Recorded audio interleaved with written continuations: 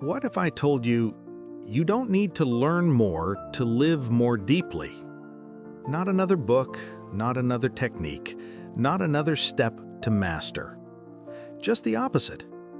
What if the real shift comes not from doing more, but from letting go, from seeing what's already here? That's Zen, according to D.T. Suzuki. Not a philosophy, not a belief system, but a direct experience of the present. Simple, clear, and radically alive. Today, the world tells you to be productive, to optimize, to improve. Every moment must serve a goal. Every breath, every thought, every move, tracked, planned, upgraded. But have you ever stopped to ask, what if the real path is the opposite? What if everything we're trying to add to our lives is exactly what's keeping us from seeing clearly? What if peace, clarity, awareness aren't goals to chase, but qualities that emerge when we stop chasing? That's the heart of Zen. And no one in the modern world has explained it more clearly than Daisetsu Suzuki, a man who helped the West catch a glimpse of the East's deepest stillness. In this video, we'll dive into what he called the art of simple awareness. Not a self-improvement strategy, not a spiritual shortcut, but a radical return to what's already here. You'll discover what Zen really means beyond the stereotypes. Why awareness isn't a tool to use, but your original nature. And how you can live from that space, right here, right now. No robes, no rituals, no escape from the world. If, beneath all the noise, you've been craving something quieter, if you're tired of doing more and want to simply be, then this video is for you. Subscribe now if you're ready to explore not a technique, but a way of seeing, a practice that asks nothing and gives back everything, because it brings you back to you. Ready? Then let's step into the world of D.T. Suzuki and into the quiet gaze of Zen. Part 1. Who was D.T. Suzuki? A Zen master without the robes. Some teachers don't shout, they don't perform miracles, they translate. D.T. Suzuki translated silence itself. He wasn't a monk or a guru. He never claimed to have achieved enlightenment. And yet this quiet old man with round glasses and white hair changed the way the West understands emptiness. Born between two worlds. Suzuki was born in 1870 during a time of great change in Japan. The country was opening up to the West, to science, logic, speed, yet it still carried centuries of silent spirituality. The young Daisetsu Suzuki grew up in this tension. He was drawn to languages, literature, mysticism, and especially Zen Buddhism, particularly the Rinzai school, known for its strange koans and sudden bursts of awakening. But what made Suzuki truly unique wasn't just that he studied Zen, it was that he sought to understand Zen through direct experience, not just words. A scholar who lived Zen. In his youth, he became a student of the master Shaku Soyen, a leading figure in Rinzai Zen, not to imitate him, not to become a copy, but to live for himself what texts only hint at. He meditated, he doubted, he tried again. And one day, something shifted inside him. He spoke little about it, because in Zen, what happens in silence cannot be explained. A bridge between two cultures. Around 1897, Suzuki traveled to the United States, invited to translate Buddhist texts alongside Professor Paul Carus. There, he noticed something surprising. Westerners understood the words, but missed the spirit. They read Zen as a theory, They wanted concepts, definitions, methods. So Suzuki decided to become a living bridge. He spent his life explaining the unexplainable to those trying to box Zen into an idea. He wrote, he taught, he traveled, he became a professor at Columbia University. And one by one, he planted seeds of Zen in the logical minds of the West. Carl Jung, Eric Fromm, Alan Watts, John Cage, Jack Kerouac all said they were influenced by Suzuki. Zen without bells or incense. What strikes you about Suzuki's approach is its simplicity. Zen is not a religion. It is not even a philosophy. It is a direct experience of reality. He never tried to convert anyone. He never said, "Do as I do." He simply said, "Look, be here. Don't run away from the moment." For him, Zen wasn't about monks or temples. It was a way of living, right here and now, in your dishes, your subway rides, your breath. Why Suzuki still matters to you today. Maybe you live in a world of thoughts. Maybe you're trying to understand, to grow, to become someone. Suzuki has no method for that. He offers only one invitation. What if you stopped, just for a moment, trying to figure out life and simply lived it without interference? He spoke to the intellect only to gently guide it to the edge of silence. D.T. Suzuki didn't hand you a concept. He held up a mirror. What you see there, that's your journey. But if you look closely, you might notice there's nothing to see. And that's exactly perfect. Part 2. What does Zen really mean, according to Suzuki? Spoiler alert, it's not what you probably think. You might have heard people say things like, "I do Zen to relax," or "Zen is just meditation, right?" Actually, not quite. Suzuki would even tell you, the more you try to understand Zen, the less Zen you're actually experiencing. Why? Because Zen isn't something you can get or own. It's a raw, direct experience, no filters. A gentle, or sometimes harsh, wake-up call to your ego. What Zen is not. Suzuki often starts by tearing down misconceptions, because before you can truly see, sometimes you have to unlearn how you look. So let's clear things up. Zen is not a meditation technique for relaxation. It's not about feeling good or personal growth. A body of knowledge to collect. You could read 100 books on Zen and not move an inch. A religion with dogma. No gods to worship, no revealed truths, no promised paradise. So what is it exactly? What Zen is, according to Suzuki. Here's how he puts it. Zen, in its essence, is the art of seeing into the nature of one's being, by D.T. Suzuki. But what does that really mean? For Suzuki, Zen is a way of living without putting anything between yourself and life. A bare presence, free from judgment, mental chatter, or inner commentary. A direct intuition of reality beyond the intellect. In other words, you're here, fully here, not thinking about your life, you're simply living it. No buts, no whys, no hows, just what is. And that's what stings the ego. Key concepts. Satori, often translated as enlightenment. Forget mystical flashes and golden halos. Suzuki says Satori can happen washing a cup, or hearing a dog bark, or simply when your mind is empty, suddenly. It's not a state you reach. It's a shift in perspective. You no longer see reality, you are inside reality. Often, you don't even notice it's happened, because Zen leaves no trace. Mushin, or the mind without mind, literally means no mind.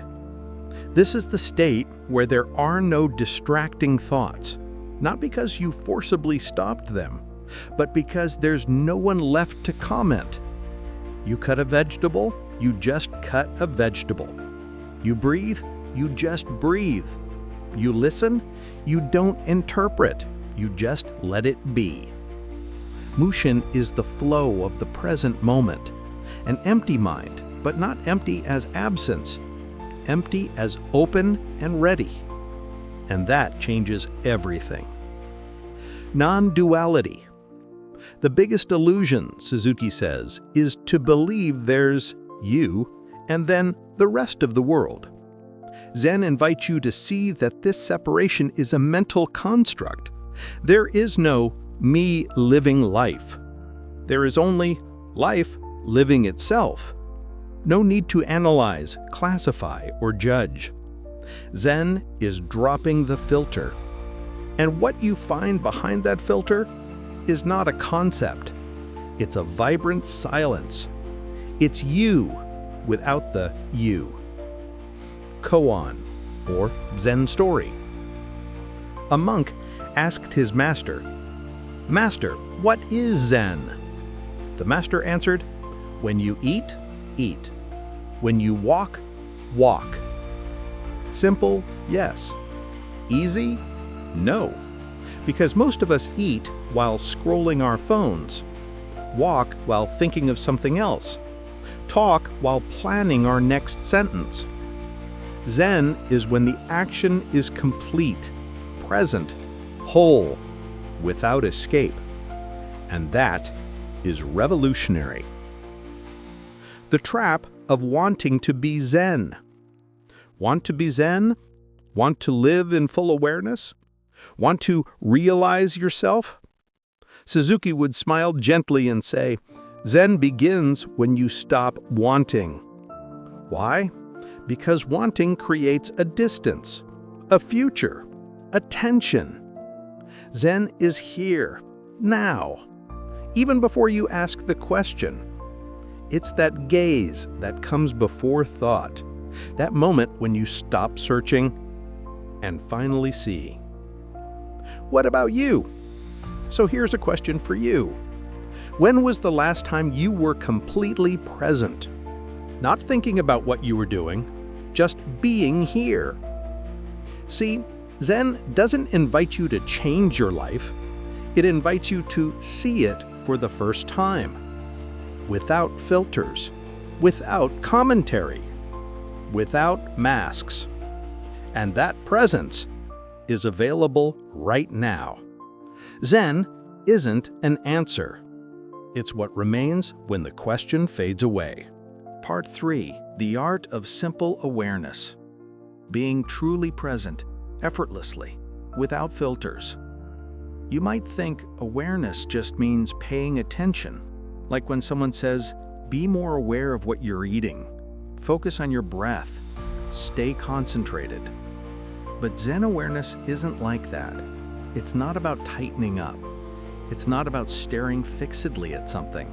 It's actually the opposite. Open awareness, not focused attention. In Zen, you don't try to concentrate. You try not to scatter your attention. That's a very different approach. You're not trying to control everything. You simply allow everything to be as it is. No judgment, no tension, no escaping, no grabbing hold. And it's in that space, Suzuki says, that true awareness arises. The basic idea of Zen is to touch the ultimate reality directly, D.T. Suzuki.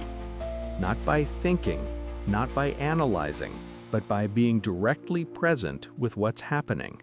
It's raw, simple, and sometimes disorienting. Western model versus Zen model. Today, mindfulness is everywhere. We're told to meditate to manage stress, sleep better, boost productivity, consume more consciously, basically to optimize your stressed out ego. Zen doesn't aim to soothe your ego, it wants to dissolve it. The goal isn't to calm your mind, it's to see that the mind is not you. This is a total turnaround. You're not being handed a self-help tool. You're invited to break free from that whole mindset, not to escape the world, but to see it without the distorted lenses of ego. Example, doing the dishes. Picture this. You're at the sink, water's running, you pick up a plate and wash it. But inside, you're already somewhere else. I need to finish quickly. After this, I have to send that email. Why am I always the one doing this? Your body is there, but you aren't. Now do it again, but this time don't add anything. No mental commentary, no expectations, no hurry to finish. Just the water, the sound, the soap. Just this action, this moment. That's Zen. Doing what you do without leaving it. Being fully present. No projection, no overlay, no effort. Nothing's changed on the outside, but inside, everything is different. Try it yourself, a little experiment. Close your eyes right now, just for 5 seconds.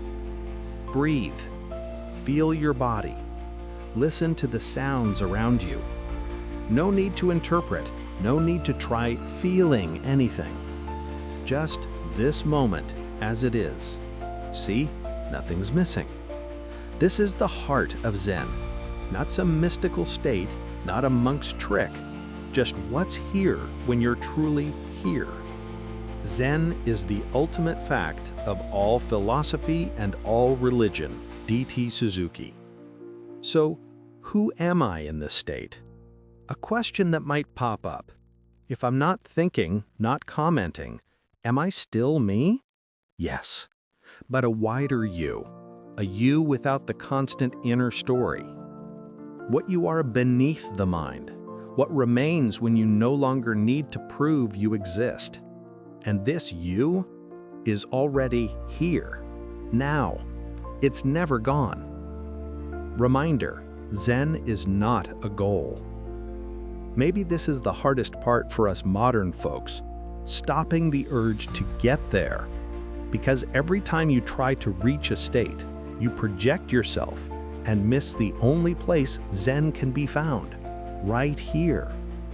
Zen isn't about efforting toward a better state. It's about letting go into what's already here. And if you manage to taste even 1 second of this moment without expectation, you realize you have nothing to find. You just have to stop running away. A question for you. What if, for one whole day, you did exactly what you usually do, but without any inner commentary? Not better, not calmer, just without the story you tell yourself. What would be left? Maybe you, finally. Part 4. Why Zen is the perfect counterbalance to our modern world. We live in a world that never stops. Notifications, emails, social media, deadlines. We're overwhelmed by constant stimulation. You probably know this feeling well. Being everywhere and nowhere at the same time. Running after something, but not really sure what. Feeling exhausted, yet unable to pause. A saturated world, a scattered mind. Modern society pushes us to multitask, to optimize every minute, to manage our emotions and thoughts like running a business. But this frantic pace pulls us apart. It takes us away from what really matters, simply being. Zen offers a powerful antidote to this constant distraction. Managing emotions versus letting them flow. In typical personal development, you're often taught to manage your emotions, control your anger, channel your anxiety, transform your sadness. That's useful, but it's still an inner struggle. Zen offers a different approach. Don't hold on, don't push away, don't cling. Just let your emotions pass like clouds in the sky. They're not who you are. They come and they go. Becoming someone, the myth to let go. Our culture values achievement, success, and self-transformation. But Zen says, when you stop trying to become something, you become everything. It's a paradox. The less you chase becoming, the more fully you become yourself. A simple comparison between two approaches that are often mixed up: personal development and Zen. On one hand, personal development encourages you to set goals, manage your time efficiently, reshape your mindset, and actively build your identity. On the other hand, Zen invites you to let go of control, fully embrace the present moment, watch your thoughts come and go without clinging to them, and above all, to release the idea of a fixed, constructed self. A message for you. Maybe you're searching too much, too fast, always pushing further, higher, faster. What if you just stopped? What if you breathed right now? What if you simply came back to what is, this very moment? Maybe you're already there. A question for you. What would your life look like if you stopped chasing a better version of yourself? What might happen if you let things be without trying to change them? If this resonates, let me know in the comments.